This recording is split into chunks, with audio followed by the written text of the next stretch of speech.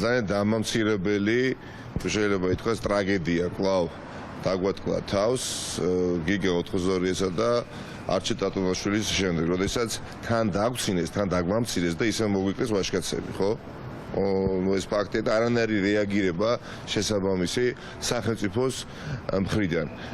გიგა 82-ის უკვე ცნობილია და ჩვეულებრივად გადაადგილდება იქ სადაც უნდა როგორც ჩვენ. ყველა ფერზე არიან დამთმობები, იქ სადაც სწორი და სახელმწიფოებრივი მტკიცე პოზიცია უნდა გქონდეთ, მაგალითისთვის ეხა ერთის მხრივ ხდება ის, რაც მოხდა კვარაცხელიას შემთხვევაში, ახალგაზრდა ბიჭი უბრალოდ მოგვიკლეს, კვლავ და ამავე დროს იგივე ოკუპანტებთან, რუსულ გასპრომთან ვაფორმებთ ხელშეკრულებას. ამის გარდა აფხაზეთზე გამოვალი რკინიგზის მონაკვეთის გახსნაზე ყაბულს ვართ, ანუ ქართული ოცნება. ერთი სიტყვით, რა არის ეს თუ არა ანტისახელმწიფოებრივი თავიდან ბოლომდე პოლიტიკა, რომელსაც ახორციელებს ანტისახელმწიფოებრივი ხელისუფლება. ეხა შეშინებულები არიან, დამთხრები არიან თუ შეგნებულად აკეთებენ ეს, ამას აღარ მნიშვნელობა აქვს.